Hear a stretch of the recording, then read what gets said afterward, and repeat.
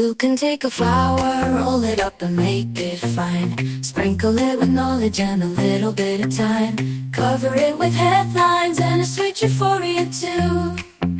Cannabis man, cannabis man, cannabis man. Spreading news and joy across the land. Diving deep into the growing green. Cannabis man, we're all keen.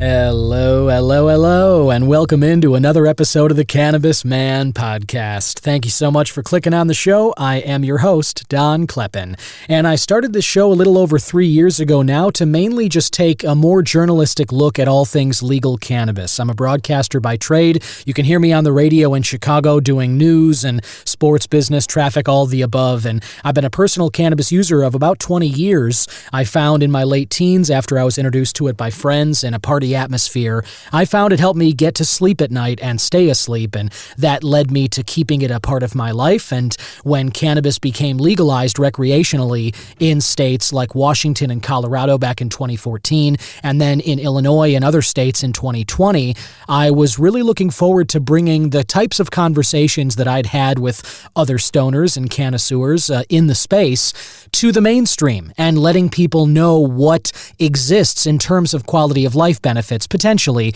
that the cannabis plant might be able to offer them. And I was, and still am, very disappointed that most of the legacy media channels have not yet taken that approach. There's still a lot more coverage of scary study results and the old reefer madness and propaganda from last century, and Cheech and Chong jokes, and a lot of the sort of well-trod ground of poking fun at stoners. There's a lot more of that than an honest and open discussion about what quality of life benefits cannabis can offer, both medically for cancer patients who have no appetite because of the treatments they're undergoing, for people like me with small issues like not being able to sleep at night or what have you, anybody with chronic body pain, people who might be looking for an alternative to opioids or alcohol, or dealing with stress or anxiety. All of these things cannabis might be able to offer you. Now, I always try and make it clear on the show, I don't believe cannabis is right for everybody. I don't believe it is some panacea for all of life's pains, some miracle cure that'll solve all your problems. I don't believe any of that. But I do believe that there are many people out there who could benefit from what cannabis plants offer, and maybe they never gave it a shot because of all of the propaganda and all of the negative stigma and stereotyping that was done throughout much of the war on drugs, and that stigma still exists today.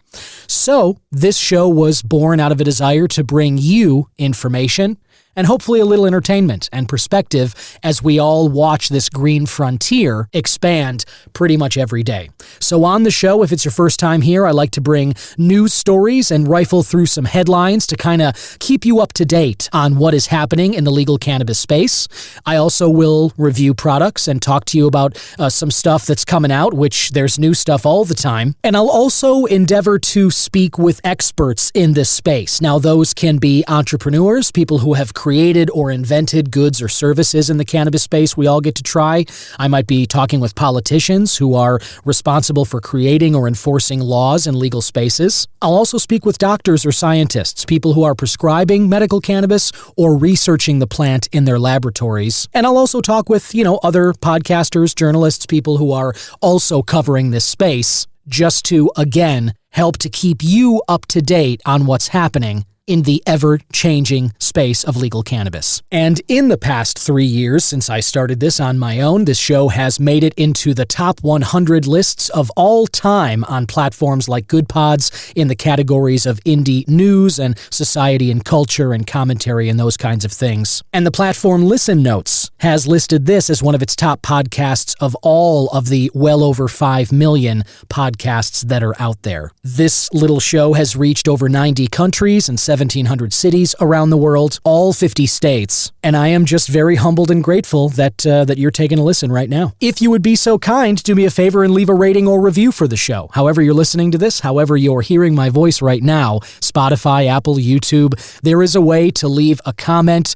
review this episode, leave however many stars you think it's worth. Make sure to subscribe to the show on that platform so you don't miss new episodes. And you can also follow the show on social media, or feel free to get in touch via the Google Voice number. Send a text or leave a voicemail at 872-269-2403, and it'll get to me and possibly make it onto the show. On today's episode, the expert I'm speaking with is somebody who has worked in mergers and acquisitions, really helping people in cannabis across the country structure their companies the way that they envision them. He's also a bit of an expert on Illinois cannabis products. He has thrown some wonderful after parties from cannabis events, and he is the chairman of the Cannabis Hall of Fame, Tony Schor. We talk about a lot of different things coming up in Chicagoland, how he started his career in PR and helped companies get known and establish a reputation. We talk about the lingering stigma that still kind of is lurking out there today,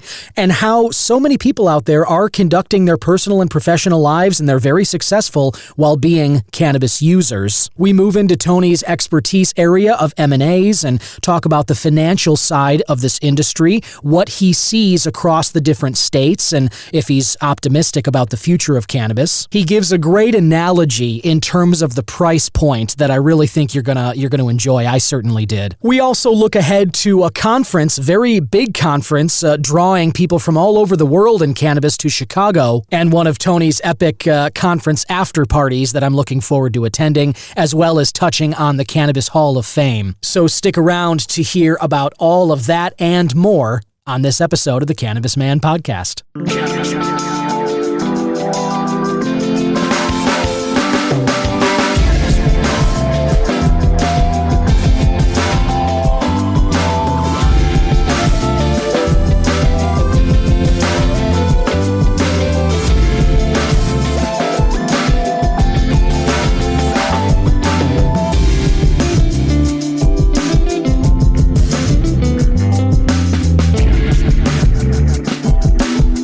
This is Tommy Chong, and you're listening to the Cannabis broadcast.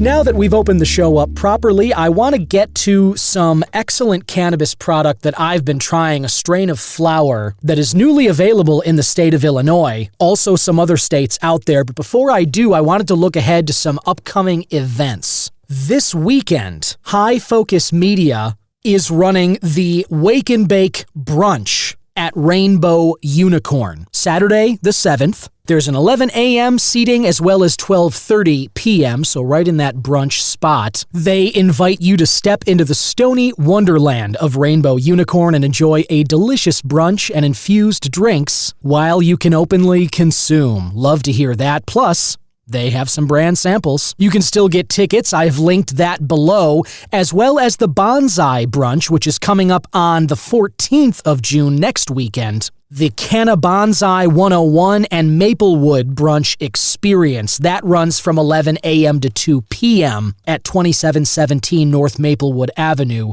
in Chicago. HFM is bringing the sellout Cannabis 101 class from Bonsai Bakery to Maplewood Brewery, which if you haven't been to, I'm a huge fan of Maplewood. Their brewery's a lot of fun. And the idea of experiencing a cannabis-themed brunch at the Maplewood Brewery sounds just amazing to me. You can enjoy an exclusive brunch from Maplewood's new kitchen and menu after planting your very own canna bonsai with expert instruction and everything you need to care for it, which sounds like a wonderful good time. So I've linked both of those pages where you can get tickets for those events below. And I'm also looking forward to an event that Tony and I talk about in this week's conversation. That would be the Benzinga Conference It is mostly financially focused, but it brings cannabis enthusiasts from all over the world to downtown Chicago. This year, it's on the Magnificent Mile, Michigan Avenue, if you're not familiar, one of the hotels there, and it lasts for 3 days.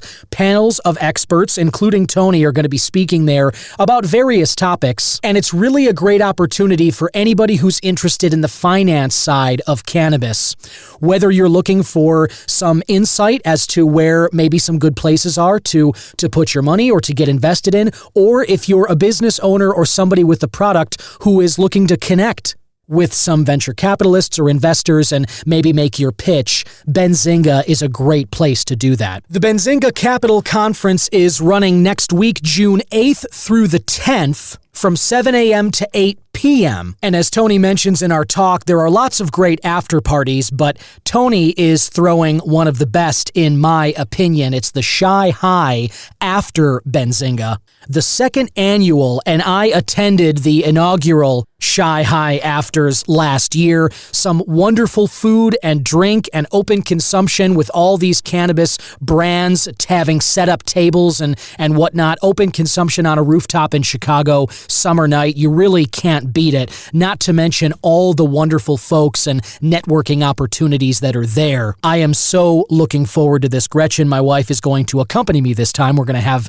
my mom, Lolo, watch Violet for us, and that is going to be a wonderful good time. So lots to look forward to next week, and as I said, I have linked those brunch event tickets below if you're interested in those as well. Perhaps a cannabis product that I might be consuming at that Shy High Afters next week will be a strain of flower from a brand that is an offshoot of a company that I have had on the show before. You may recall my chat with Ryan Crandall of Meramed. They are behind the Betty's Eddies and Bubby's Baked lines of edibles. Really delicious foods there, and a really great philosophy behind their products. Well, now they have taken that same care and expert approach to crafting great edibles, and they have moved it into a brand of flower called Nature's Heritage. Love that name, and I love their logo, which just kind of goes along with it. It's a little rabbit or a hare maybe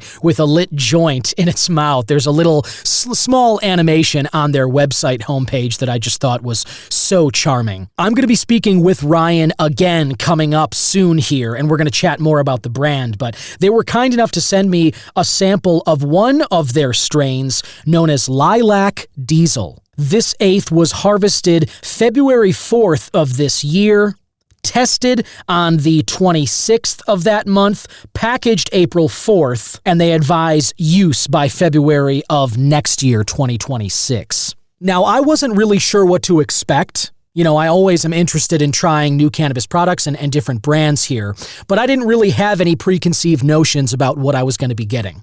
This Lilac Diesel strain, the genetics come from Super Lemon Haze with Forbidden Fruit, crossed with NYCD and Cherry Pie, and Citral Glue crossed with Chem D and I-95.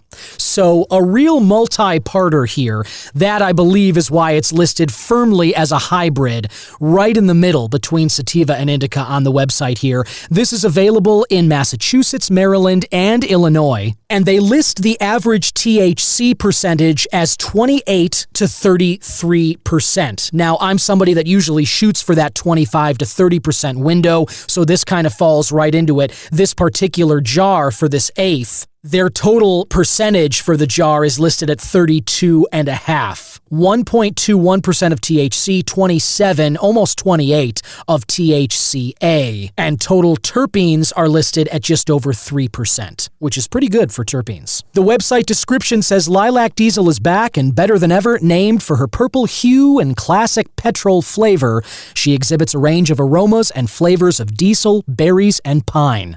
High tester of THC and terps, those who've tried her report a high that is relaxed and calm, but ready to take on the world. And I will give you my thoughts about this. When I cracked open the jar and I pulled that seal back, the first scent that I got was floral. The lilac was what really jumped out at me.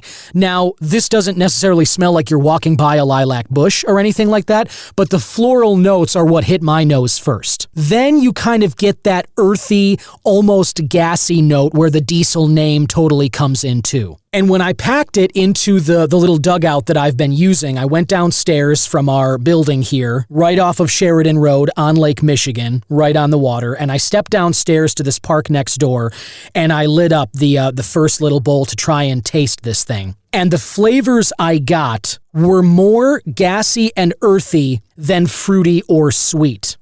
Wasn't too harsh. Pretty smooth pull on this thing, but what I noticed more, the smell was floral, but the flavor was gassy and earthy. And that has been consistent as I've been making my way through this eighth. But what I really was struck by as I moved through this strain here was the vibe that I reliably felt after consumption. The relaxation settled in pretty quickly. And there is sort of a mental clarity that goes along with it. I was stoned.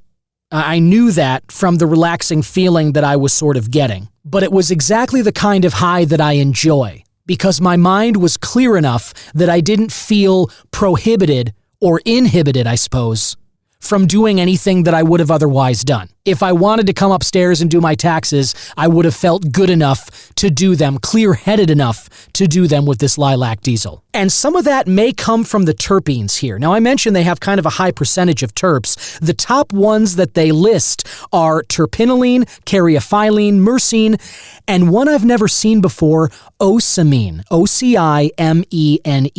I could be pronouncing that wrong, but I believe it's ocimene. And I did a little digging on this terpene because, again, I haven't tried it before. And it's found in various plants, not just cannabis, but mint, parsley, basil, mangoes, and orchids. It's known for a sweet, floral, and woody aroma. And in cannabis, it's usually associated with uplifting and energizing effects, particularly in sativa-dominant strains. Now, those are the ones that I prefer, so it's very possible that I have tried ocimene before, just without knowledge of it. The uplifting and energizing bit, I wouldn't say I necessarily felt boosted in energy when I was trying this. I've been smoking this mainly at night. That's pretty much where a lot of my consumption falls these days, late afternoon into the evening. Sometimes I'll throw back a beverage in the morning or the midday if the day allows for it. But most of the time, with Gretchen and I just, raising Violet and stuff like that, I have moved most of my consumption into the afternoon and evening.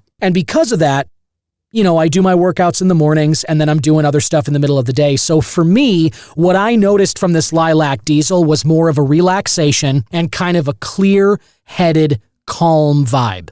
And I really liked it. Whenever I was looking for a mood boost, if I was feeling a little stressed or just not happy with how the day went, I found that this was an effective reset. And I haven't needed to smoke very much of it any time that I've had it. I've packed my little dugout once or twice at most, and that gets me to the level that I'm seeking. But this lilac diesel, I really have enjoyed the smell of it. I've really enjoyed the flavor and the vibe. As I said, pretty smooth pull, and then a pretty reliable, relaxing, clear-headed, calm vibe that I think is perfect for, I would have been fine socializing, but certainly it was good after dinner, heading into the evening, just chilling with Gretchen, watching something or whatever we're doing. I found that I was ready to go and in a good headspace after consuming some of this stuff. So this is the first I've tried from Nature's Heritage. They have about 22 strains that they offer across the states that they're operating in. This batch of lilac diesel has stayed fresh. I'm somebody that likes to keep the seal even after I break it and I peel it back, when you get into the actual flower. I will put it back on the top of the jar and then screw the lid shut. I don't know if that really helps it stay fresher. It makes me feel like it does. And I think that's proven true with this lilac diesel because this is still fairly sticky, fairly moist, and I got it, at this point, probably a week and a half, maybe 2 weeks ago. I definitely, right from the beginning, even to now, after that 2-week time period, I feel strongly that this is a pretty clear premium offering. I'm sure, as well as I do, what it feels like, what it smells and smokes like when you get an inferior product. The premium stuff that feels sticky, preserving some moisture, a little difficult to pull apart, and flavorful on the smoke All of that is here with this lilac diesel from Nature's Heritage. They mentioned that it's hand trimmed. And just what they're doing with it, I find, is it makes for a premium experience. That's what I got when I was smoking this lilac diesel anyway. So thank you, Nature's Heritage, for sending this over. I'm looking forward to chatting more about the brand with Ryan Crandall coming up in a couple weeks here. I will bring that conversation to you very soon. Now it's time for this week's expert interview. My guest today has been working in cannabis for quite a while, doing some important advocating work and also helping people across the country in terms of setting up and shaping their companies the way that they would envision them to be. You know, it's in a huge time in legal cannabis. I'm here in Chicago, but all around the states in the U.S., legal cannabis, the green frontier, is expanding all the time. We're still in this place. It's 2025. We're still in this place where federally it is Schedule 1 and prohibited, but you have 38 states that have legalized medically, and you have 24 that have done so recreationally, I believe. I might have that count wrong, but point is, we're at about half the country for rec and well more than that for medical, and yet the federal government is still treating this thing like there's no medical value and it is prohibited as far as they are concerned. But be that as it may, the states are moving ahead, and other countries around the world are doing so as well. And so here with us today to talk about the cannabis industry at large, his expertise in the field of mergers and acquisitions, as well as his company's strategic intro, of which he is the CEO, Tony Schor. Welcome, Tony. Thank you so much for joining us today. Don, it's a pleasure to be here and to talk to your listeners. I appreciate you taking the time. And, you know, like I said, you have been in this space for a while. You've been helping people make some big moves across the country in terms of really just shaping their cannabis companies the way that they envision and whatnot. But before we get into that, let's talk about you and how you kind of came up, where you grew up, and what eventually led you into cannabis. I appreciate that. I grew up in the Chicago area and early in my career got involved in working in public relations, and then eventually led me into investor relations, where I started my own firm in 1994 called Investor Awareness. Investor Awareness was hired by publicly traded companies to introduce them to investors around the country.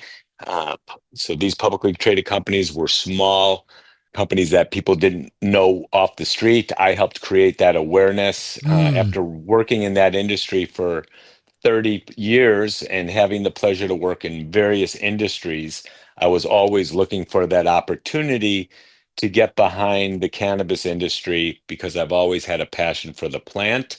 I believed in the medicinal benefits that come with it versus prescription drugs. I was always a consumer since I was young at age, and was always able to be fully on point in business and on point in personal life while consuming cannabis. And so I always looked for that opportunity, and it came to me in 2020. I love it. And it's cool. You know, you and I came up in the same area of Chicagoland and everything. And you obviously, you know, talking about the 90s and whatnot, we all remember that time, those of us, not just from this area, but anybody who was, you know, alive and aware in those days, if you got public education or if you were just kind of paying attention, that was maybe not the height of, but there was a lot of the DARE education. There were a lot of the videos. The Reefer Madness propaganda was still alive and well. And the stigma still exists today, but that was definitely a moment where these cops were coming to classrooms and showing the videos of scrambled eggs and telling kids that this is your brain on drugs, especially, you know, and cannabis right there among the worst of them. But you said something that I think is a crucial point that I try and highlight on the show a lot, which is you used the plant, you knew the value, the power of it, and you were able to conduct your life both in business and personally while being a user of it and an advocate for it. You know, obviously cannabis, like any drug, affects everybody differently. So it's always important that if you're learning to consume for the first time is to get an understanding of how it's going to affect your body and how you're going to react. With that being said, I think it's really important that people continue to advocate about the benefits of cannabis. Again, medicinal, but also recreational too, Sure. because it is a lot of fun and that's okay to have fun. Right. So I think that it's just really important for people to realize that you can be fully productive in society. It's not that stigma of somebody lazy on a couch who can't get off that couch. So I think that comes in time, and I've been fortunate enough to see in my lifetime now that transition to now be a legal regulated marketplace where for so long I never thought that that would be a possibility. And so now it's a chance for both consumers to benefit as well as the business community. Yeah, definitely. I totally agree, and I know exactly what you mean. There were so many years like just you being a user myself, partying with friends and whatnot, and leaning on it in my own way. Like before, I thought of it medically, but using it to get to sleep at night, that was the main thing that kept it as a big part of my life. And having these kinds of conversations with people, wondering if this day would ever come, even though it is kind of this tug of war and this hodgepodge where the stigma still exists, but every states are moving this forward. The green frontier continues to expand. It is really cool to be alive at this time as this issue is moving forward. And it is kind of a major issue of the day. Maybe not major in terms of the last presidential election, not one of the top three that voters were talking about, but it was still something both candidates addressed on the campaign trail. And it's something now that I think both parties are still talking about in their own way. But I want to ask, in terms of the mergers and acquisition space, the finance part of this and the structures of companies, this is something that, cannabis companies are growing. There are, ones that if we do ever get rescheduling, the idea of crossing state lines and maybe establishing some form of interstate commerce is very appealing to a lot of business owners out there. So as somebody who's been kind of doing this for as long as you have, Tony, what is your take on the cannabis space today in terms of those mergers and acquisitions? Last year, 2024, was a little bit, I guess, a year of maybe correction or consolidation, not just for cannabis, a lot of industries, but cannabis certainly among them. Where do you stand in terms of your optimism on the legal cannabis space today? Fortunately, there's a continued interest for companies to either come into the space for the first time or to grow into new markets that they have not ventured into. It's an industry where strategy changes not every month, not every year, but literally every week. You'll Yeah, find that companies' cannabis business strategy changes often. So the first thing that I'm seeing is people are looking to sell because they think they're hot right now. So I'm going to sell because I'm hot, or they want to sell because they're not, because they're failing, because right. they're losing, they're bleeding money, they're bleeding red every time they're doing their financials. So they're looking for these alternatives. So the first thing I'm realizing is some companies are better prepared than others for an exit. And it's really important for companies to be prepared. That preparedness comes from having obviously their financials in place, but also having all the tools from a data room to other accessible information that should they want to sell at any time, that a buyer would be able to look at the opportunity as a first class acquisition opportunity that was prepared. So what I'm seeing are more and more companies who are actually not prepared. So their acquisition is taking longer or a lot more explanation that's needed. So I think the correctiveness should come as more and more companies are prepared for acquisitions.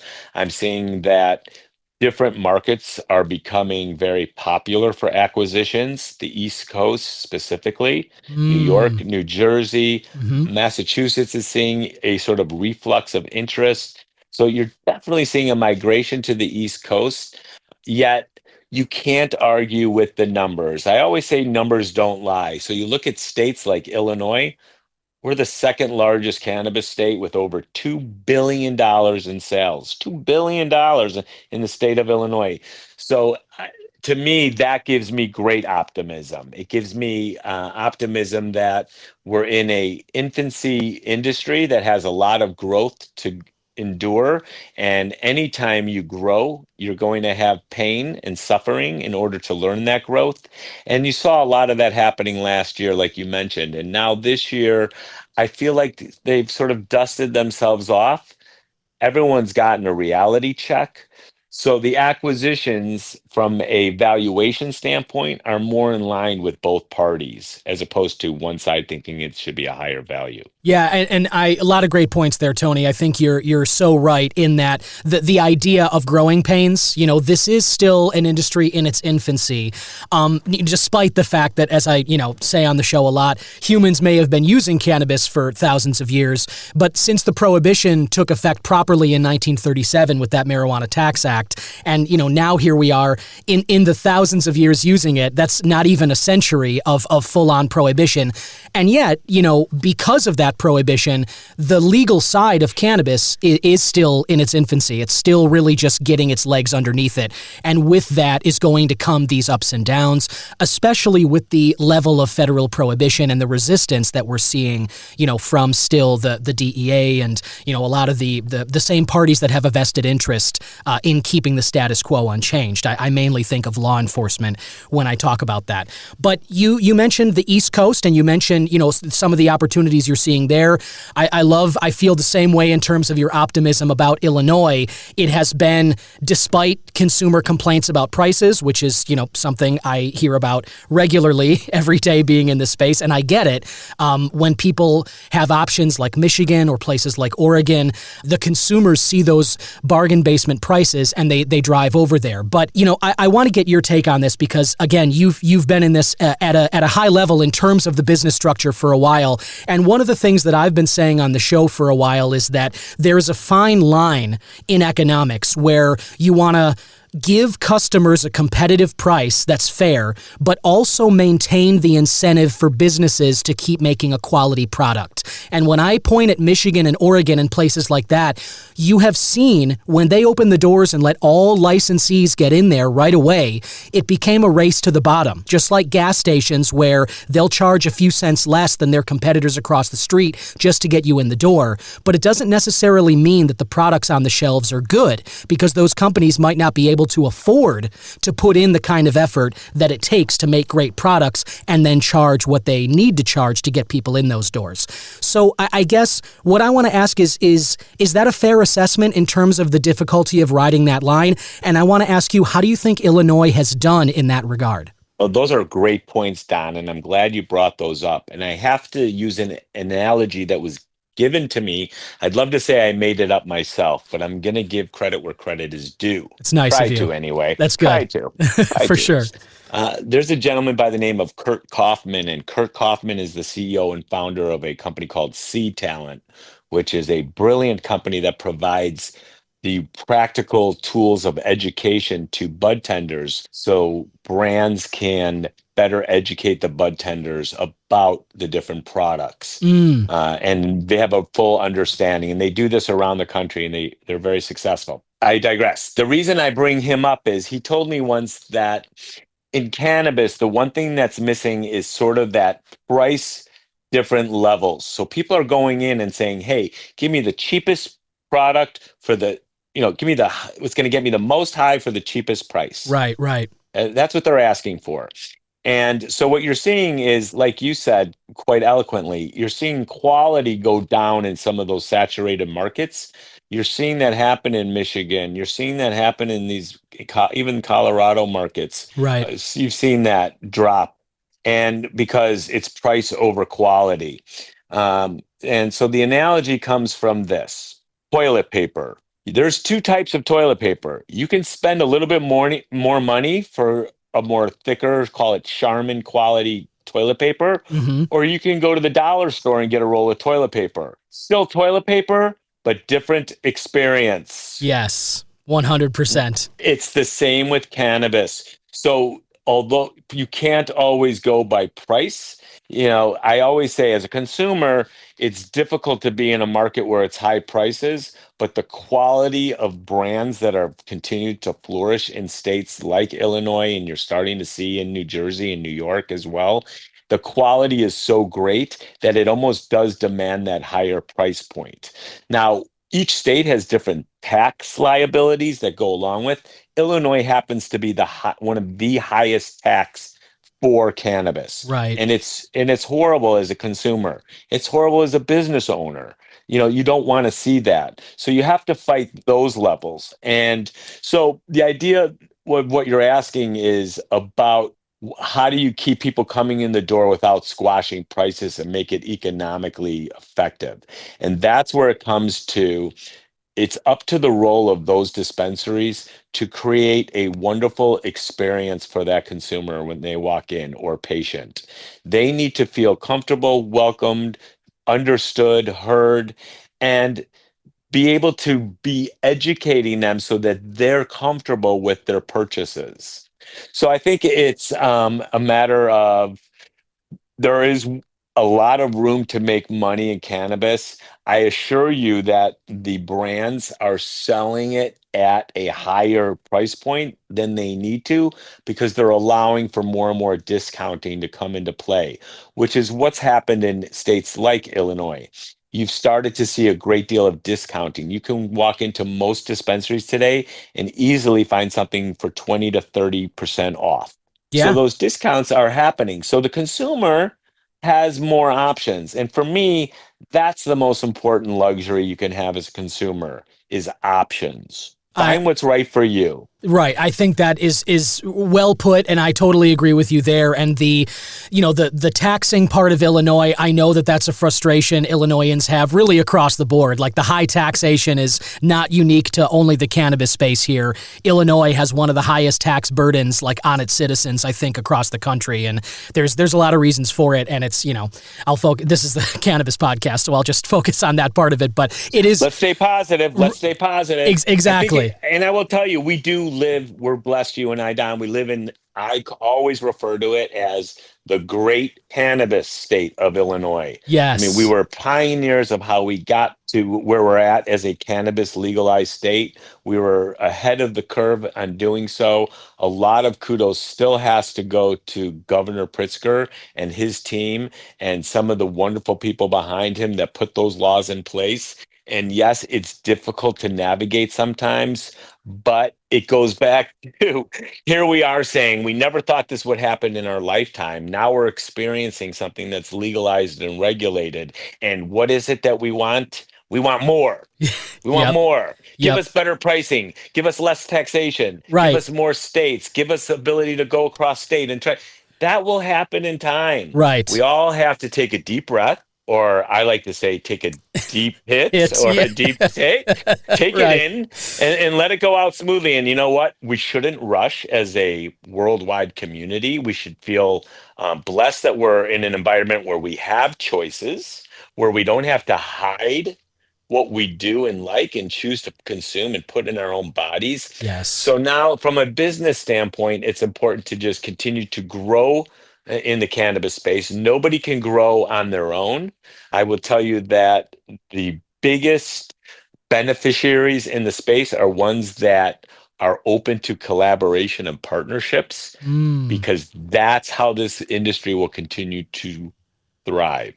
Partnerships and collaborations. There's not enough dollars out there. There's plenty of money on the sidelines waiting for that federal regulation to happen. Right. Well, I don't have that crystal ball, nor do you, Don, Right. or anybody listening today, but we all could agree that, yes, it's likely down the road that should happen.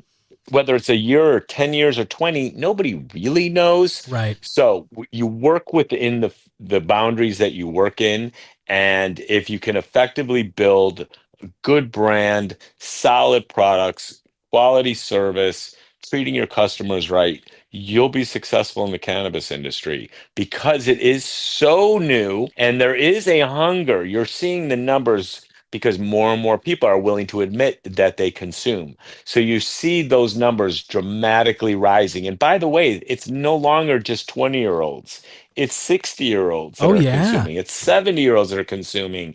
It's I can tell you from a person who has a mother who's 89 years old, and her little mahjong group get around every week, play mahjong, and they all are doing edibles.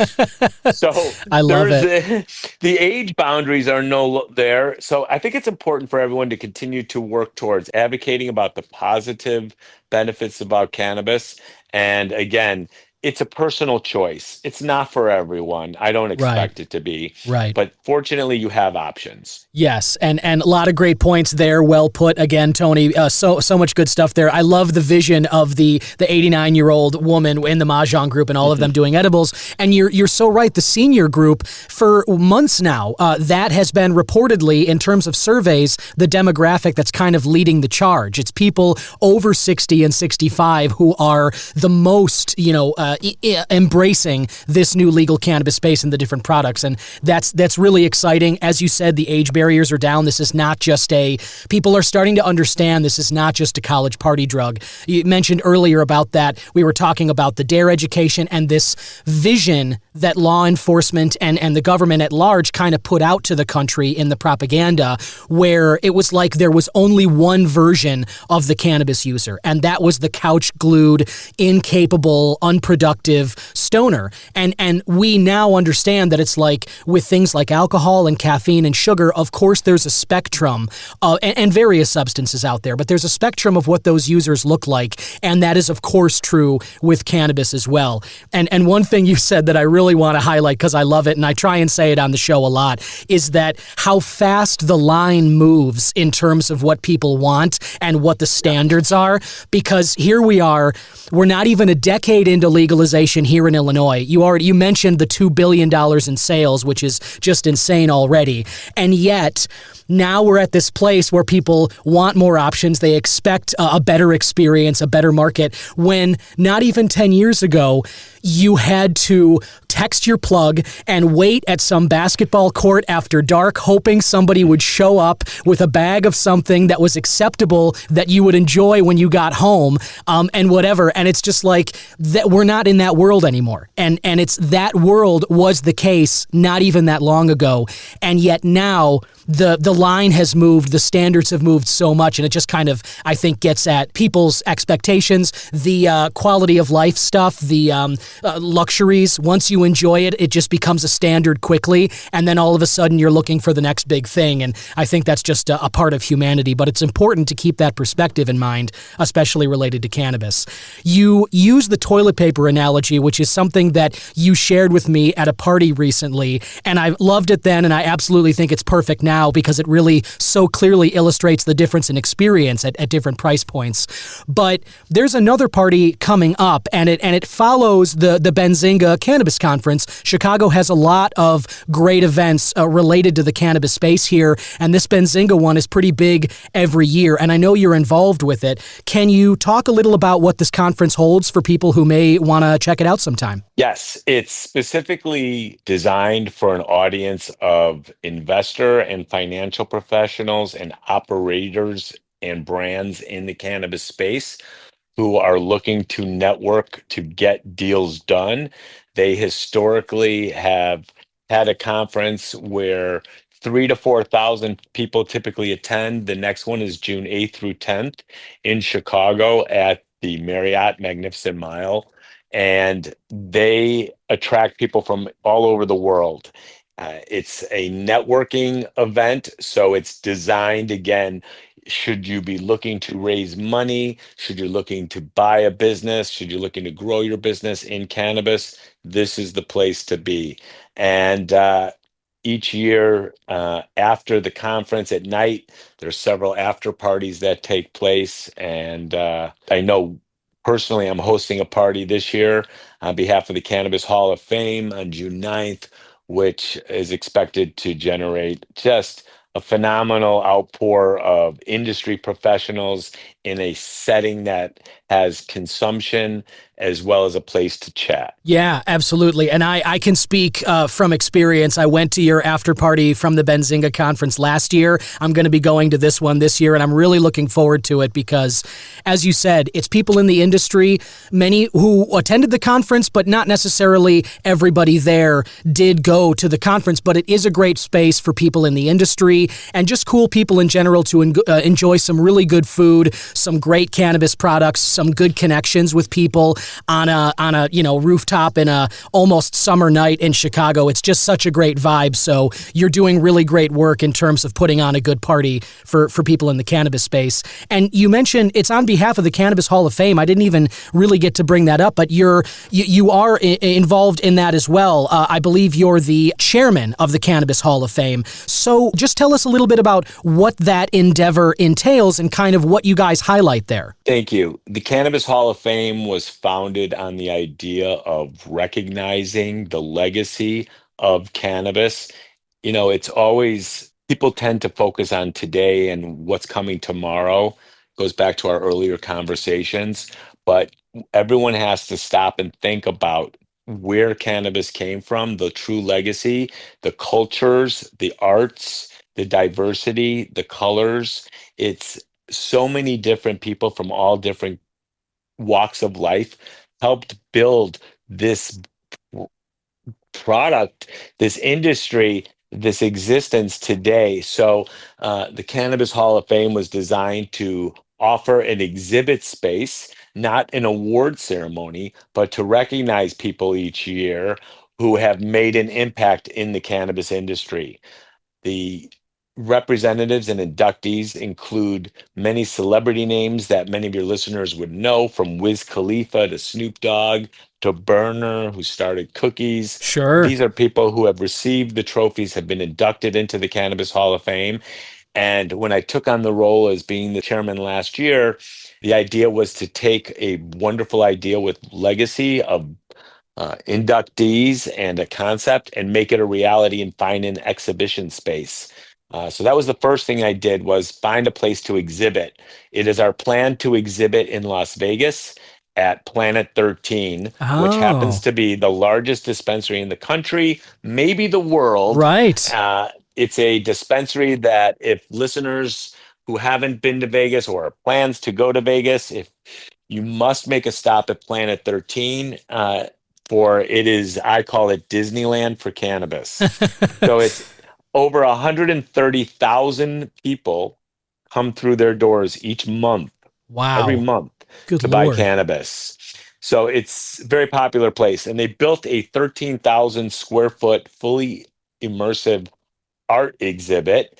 Many of you have been to the Van Gogh exhibit or Sure. other similar ones. Hmm. And in Vegas, particular, those type of exhibits are very popular. They built a space, 13,000 square foot, that's all about cannabis. So brands have an opportunity to showcase in an immersive way to attract consumers to get a better education, a better understanding, and an awareness of their brands. Within that facility is where the Cannabis Hall of Fame will be exhibiting. Cannabition is the name of the space. They hope to still open this year. I would anticipate that the Cannabis Hall of Fame will be in there in 2026. Got it. That is very, very exciting and something to just put on the calendar there, listener, as somewhere to go. As Tony mentioned, if you're heading to Vegas, if you're going there at any time soon, that Planet 13, I've heard nothing but good things, and God knows they don't do anything small in Vegas, and those immersive experiences are fun. I'm so glad that they're doing one for cannabis the way that they are. And cannabis tourism is something that's popping off, and so that's something to just put on your map and look forward to there, listener. The Cannabis Hall of Fame debuting at Planet 13 in Vegas, hopefully by next year. Very, very cool. I want to ask you, Tony, last thing as well. We're talking about just the different stuff around the country, and you've shared some really great perspective. I want to ask, how can listeners, if they're interested, if they are business owners, if they're looking to get into cannabis, and whether they're going to the Benzinga conference or not, if they wanted to pick your brain and get involved with Strategic Intro, how could they best go about doing that? Easiest place to find me is on LinkedIn. The spelling of my last name is Schor, Schor. My first name is Tony. That's probably the best place to connect. If not, feel free to reach out to me by Gmail, Tony, period, Schor at gmail.com. I will most certainly answer any requests, questions, information. There's no such thing as a dumb question. Really isn't. Feel free to ask me anything. If you're looking for the best flower in this particular state, happy to offer my advice. I don't assume that I know it all, but I know enough to make it dangerous, to make you better informed the next time we talk. So I appreciate the time so much today, Don, and look forward to continuing our conversations. You got it. Me too as well. Tony, I can't thank you enough for stopping by and sharing your wonderful perspective, and just, keep up the great work that you're doing in terms of helping business owners in the space and advocating for the plant, and just, as we say, moving this green frontier a little wider one day at a time. He is the CEO of Strategic Intro, as well as the chairman of the Cannabis Hall of Fame, Tony Schor. Thanks again, Tony. Thank you, Don. And there you have it, listener. I want to thank my guest, Tony Schor, CEO of Strategic Intro and chairman of the Cannabis Hall of Fame and architect of the wonderful Shy High Afters, the party after the Benzinga conference. Really great to talk with him and get his perspective, not just on the financial side of cannabis, but talking about those economics and that line that I always try and emphasize here on the show about maintaining the incentive for the businesses to keep making quality products, such as Nature's Heritage, that was my experience, while also providing a fair price point for consumers. The taxing side of it, as we said, we know if you live in Illinois, the taxes suck here. That's just all there is to it. And there's no way of getting around it. Unless you're a medical card holder, which I always recommend to people as well. But as Tony called it the great cannabis state of Illinois, I believe that this is one of the states that is effectively walking that line. And I'm just really happy to be here as a citizen enjoying it. Because while you may not always be able to spring for the most premium of products, there are, as Tony mentioned, pretty reliable discounts available at dispensaries across the state. And for most of them, unless you're buying the lower tier product that is always running deals on, I'm thinking of High Supply from Cresco, or any one of those kind of, if you're comparing it to alcohol, the Miller Lite or the Bud Light tiers of like an every night kind of consumption. Nothing special, but something you hope the price point is fair on. Those are out there, sure, but even the mid-grade, even the middle to the top, I feel like there's a lot of quality to be found here. And I continue to enjoy all the new and established products that Illinois is fielding on dispensary shelves. But there are plenty of other states, as I always talk about, that have entered this green frontier as well. And let's start this news wrap-up by talking about one of them, North Carolina.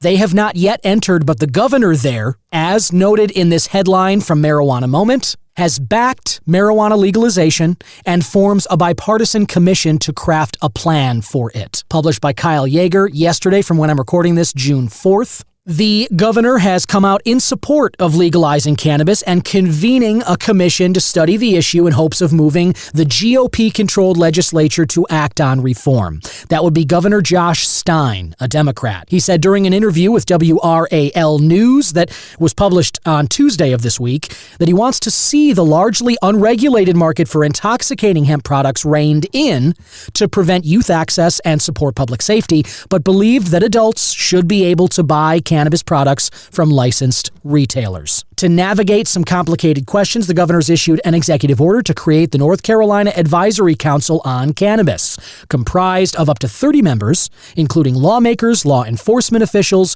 agriculture industry stakeholders, health experts, tribal representatives, which is important, and advocates, along with others, to explore possible regulatory models for adult use marijuana and hemp. The article goes on. I will leave it there. I've linked it below if you want to read the rest for yourself, but I thought that was definitely worth you knowing about. North Carolina, one of these places which, without legal and regulated cannabis, the illicit products or the hemp-based THC products are kind of dominating over there. And I believe that the governor's statement here is really just a reflection of that. And I think it's really smart that he's looking to bring the regulated stuff, especially given this next headline, which I know is going to disappoint many people out there. This comes from the Marijuana Herald, also published yesterday, written by Anthony Martinelli. The headline reads, U.S. Congress House GOP bill would ban most hemp-derived THC products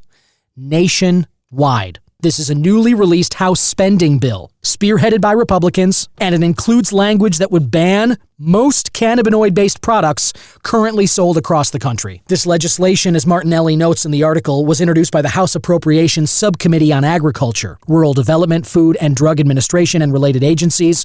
It includes a provision that would federally ban consumable cannabis products containing any measurable amount of THC or any cannabinoid marketed to have similar effects. The bill is slated for a committee markup today, Thursday. The proposed language would dramatically alter the federal definition of hemp, which was first legalized under the 2018 Farm Bill during the Trump administration, the first one.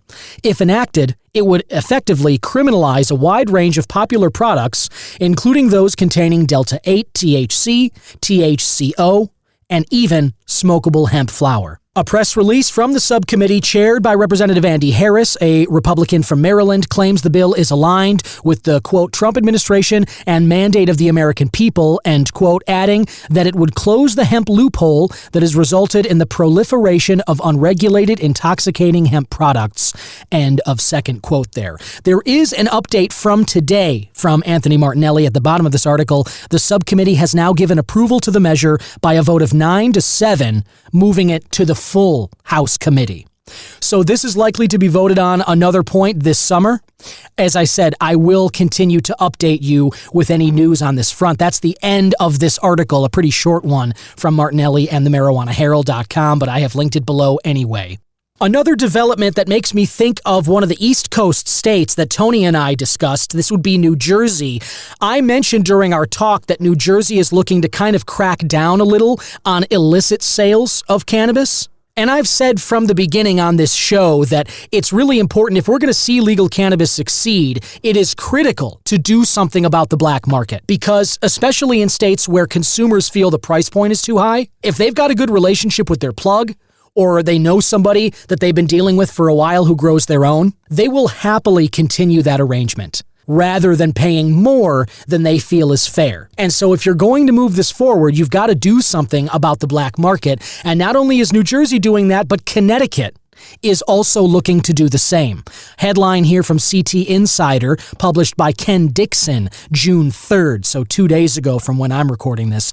Lawmakers say Connecticut's cannabis industry is suffering as they okay tougher penalties for unlicensed sales. Dispensaries in neighboring Massachusetts sell more potent cannabis at a fraction of the cost in Connecticut shops, while illegal sales in vape shops and other locations are putting the squeeze on the investments of licensed state growers and sellers. The House of Representatives on Tuesday acknowledged the challenges to the retail market, approving legislation that would create tougher penalties for illegal sales, allow some growers to lease space for sales outside the limits of their previously designated disproportionately impacted areas, form a new cannabis hemp enforcement task force to regularly look into the needs and future of the cannabis landscape, and reduce the weekly hours where pharmacists have had to be on hand to consult medical patients. More details in this article as it goes on, but I think the headline really wraps up what you need to know here, and that is that lawmakers in these states, not just federally, as I talked about that potential intoxicating hemp ban moving through the House,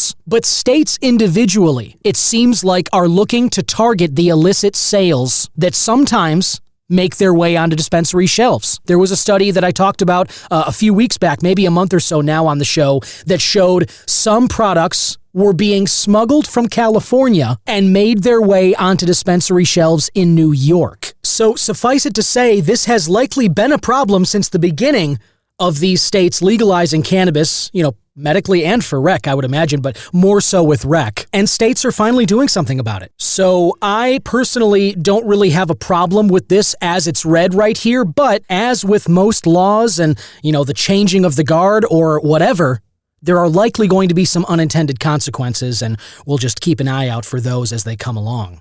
The final article that I'm going to share with you today also comes from the Marijuana Herald and our friend Anthony Martinelli. This one, though, I'm not sure if it reads as positive or negative. I guess it depends on where you're sitting. But this came out earlier today, and it has to do with alcohol versus cannabis. And something I've talked about a lot on the show, and it seems to offer proof beyond just the studies that have shown this to be true as well, but In states where cannabis is legalized, especially recreationally, rates of alcohol consumption go down. It seems to be now a decade in plus to legal recreational sales of cannabis in various states, that where the green is given the green light, alcohol rates go down. Just seems to be a fact of life here. And that's seeming to be acknowledged now by some alcohol CEOs. As noted by Martinelli in this article, the CEO of Jack Daniel's parent company, a great whiskey that I used to really indulge in a lot in my late teens and early 20s. The parent company of Jack Daniel's says that marijuana use is eating into alcohol profits. The legalization of cannabis and the rise of marijuana use as a substitute for alcohol is putting noticeable pressure on the alcohol industry, according to the head of the company behind major liquor brands like Jack Daniel's and Woodford Reserve. Lawson Whiting, CEO of Brown-Forman Corporation, said during a Thursday earnings call that a 5% drop in net sales can be traced largely to three factors: changing generational preferences, the increasing use of weight loss drugs, and growing cannabis consumption. There's a quote from Whiting here: "We've been saying that for a year and a half now," said Whiting, who noted there's some disagreement in the industry over how much cannabis is hurting alcohol sales. Again, quote, "We'd be naive if we didn't say that there isn't some pressure coming from those," end quote. He said while inflation and tighter budgets continue to play a role, there's no denying marijuana is drawing some consumers away from liquor. He pointed out that international markets like Europe are facing similar economic challenges, but haven't seen the same impact, as most European countries haven't legalized marijuana, especially not recreationally. Some are moving ahead with medical, and then parts of countries like Germany have legalized recreational.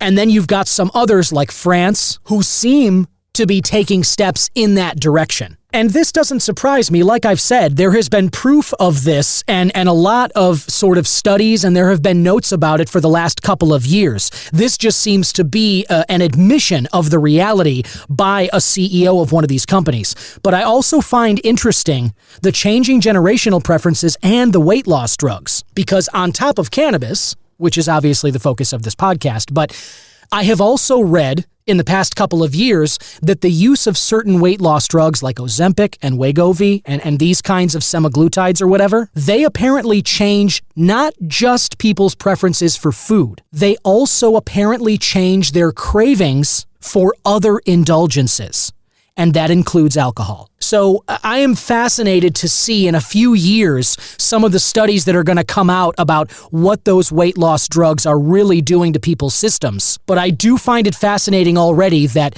in addition to just kind of lowering the weight, the body weight of these people, which is why I think most people are taking them, but it can also seemingly change your cravings, and there may be implications here for addiction at large. Fascinating stuff. And then, of course, if you've read anything about the differences in generations, one of those books I read recently by Jean Twenge, I believe her name is, a doctor who does studies on these sorts of things, the differences between generations. She said in one of her recent books that Gen Z, one of the big distinguishing factors from Gen Z versus Gen X and millennials, of which I am the millennial that is, she was saying that Gen Zers have a very different relationship with alcohol than the generations that came before them. And, on the same token, they more widely, seemingly, embrace cannabis. And some of them just embrace a more sober-focused lifestyle. But I digress. All of that was brought up by the CEO of Brown-Forman, Lawson Whiting. Those are significant reasons why, in his estimation, sales of alcohol dropped 5%. And I will say, just a little prediction here, I don't think this trend is going to slow down or go the other way anytime soon, as long as this green frontier continues to expand. So that's all I've got for news headlines for you. I've linked all those articles below if you want to do some of your own digging into them or get some more information. And as I like to do to end these episodes after running through some news headlines with you, I like to turn the page a little bit. I like to do a nice deep breath in through the nose, out through the mouth there. Just relax a little bit and part ways with you after a high haiku. And as always, I bring in my friend Reg Kiefer to read this 3-line poem. Take it away, Reg.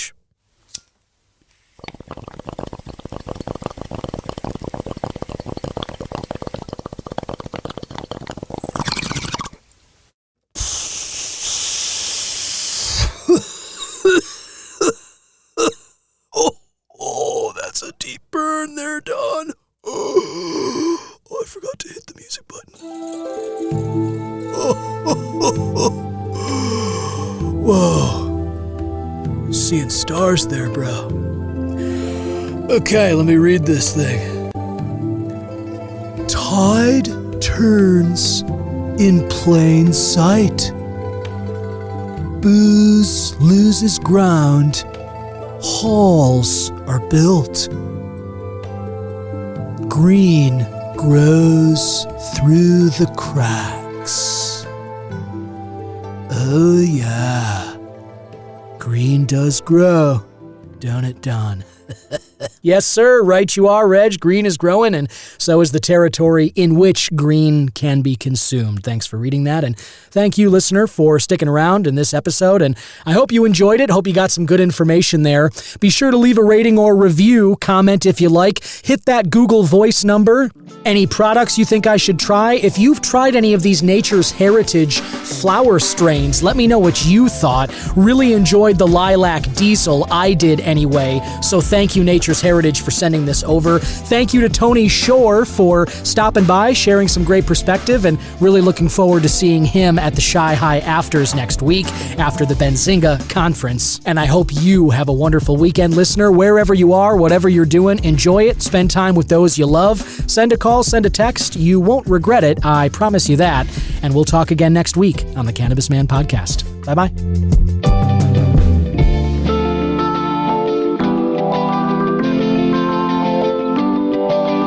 Cannabis Man is 100% originally crafted by myself, Don Kleppen. Original theme music written and composed by Yusu Kim, aka Goodson.